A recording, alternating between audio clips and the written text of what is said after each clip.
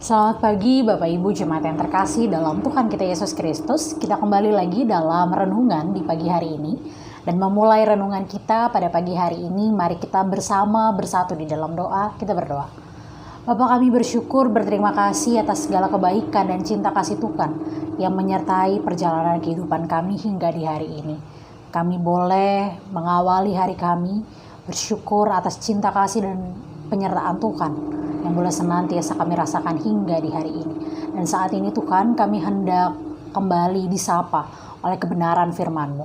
Berkati Tuhan setiap kami agar apa yang boleh kami baca dan renungkan bersama, itu semua dapat kami lakukan dalam setiap langkah kehidupan beriman kami.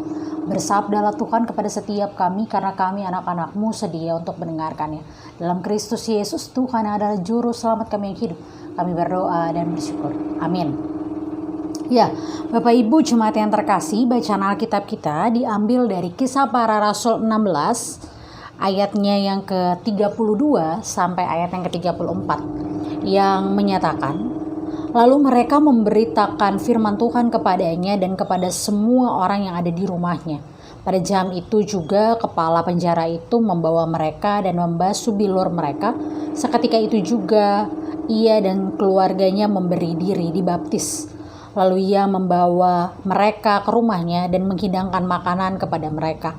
Dan ia sangat bergembira bahwa ia dan seisi rumahnya telah menjadi percaya kepada Allah.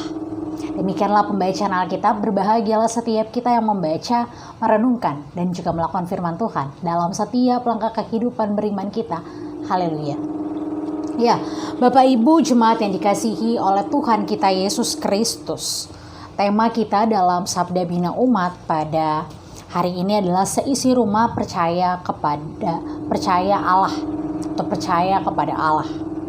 Tentu saja setiap kita ketika menerima seorang tamu, menerima seorang yang asing datang kepada rumah kita adalah kita memandang dulu apakah dia itu baik atau tidak, apakah dari perawakannya, dari bentuk wajah misalnya, atau dari gelagatnya saja, apakah dia orang yang baik atau tidak, baru kita mau menerima dia masuk dalam rumah kita.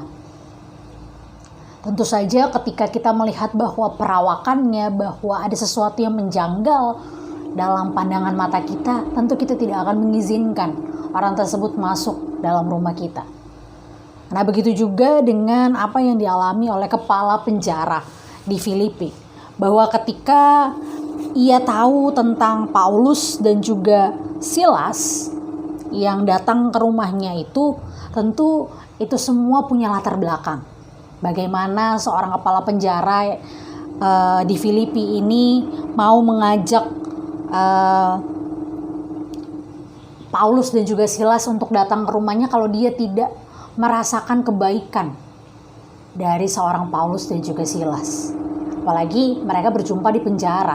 Penjara sebuah tempat yang dikatakan adalah tempat orang-orang yang bersalah begitu. Tetapi kepala penjara ini menjadi percaya kepada Silas dan juga Paulus ketika gempa bumi, ketika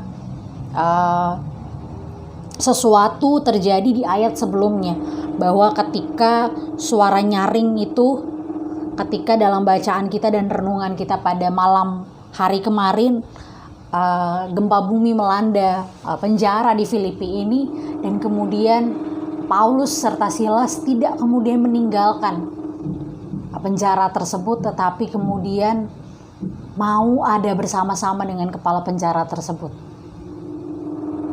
Dan inilah yang dilihat oleh kepala penjara sebagai sebuah kebaikan,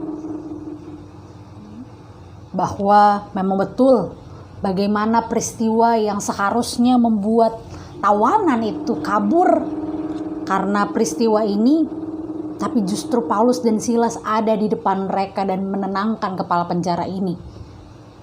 Dan dari situlah di ayat yang ke-30 dikatakan, ia mengantar mereka keluar sambil berkata, Tuhan, Tuhan, apakah yang harus aku perbuat supaya aku selamat? Dan jawab Silas dan juga Paulus, percayalah kepada Tuhan Yesus Kristus dan engkau akan selamat, engkau dan seisi rumahmu. Lalu dari situ Paulus dan juga Silas memberitakan tentang firman Tuhan. Dan dari situlah juga kepala penjara serta para keluarganya dan seisi rumahnya menjadi percaya.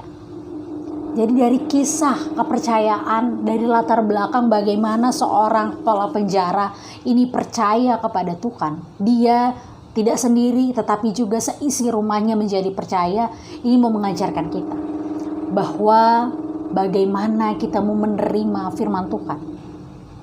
Bahwa menerima firman Tuhan bukan hanya kita sendiri, tetapi bagaimana kita juga memberikan keselamatan yang sama pada seisi rumah kita. Dari kepala penjara ini kita belajar tentang bagaimana berserah, bagaimana kita mau percaya kepada Tuhan. Jadi ibu bapak jemaat yang dikasihi oleh Tuhan kita Yesus Kristus, percaya kepada Tuhan bukan sekedar urusan kita pribadi, bukan sekedar urusan saya atau pribadi bapak ibu sekalian dengan Tuhan, tetapi bagaimana dengan seisi rumah kita. Ajarkan mereka, berilah diri mereka menjadi juga percaya kepada Tuhan. Jadilah kesaksian yang harum di tengah-tengah keluarga kita. Sukacita ketika kita mau percaya kepada Tuhan, jangan kiranya ada hanya pada kita, tapi juga ada pada seisi rumah kita. Seperti tema kita, seisi rumah percaya pada Allah. Mari bentuk persekutuan keluarga yang erat, yang mau saling membangun. Karena untuk menjadi percaya seperti kepala penjara ini butuh proses yang panjang. Jika kita yang adalah orang percaya tidak mensaksikan Kristus dalam kehidupan kita, bagaimana seisi rumah kita mau percaya kepada Tuhan? Bagaimana kepercayaan itu mau dibangun jika tindakan kita, jika tutur kata kita tidak mencerminkan Kristus sebagai orang, sebagai sosok, sebagai Tuhan yang kita percaya.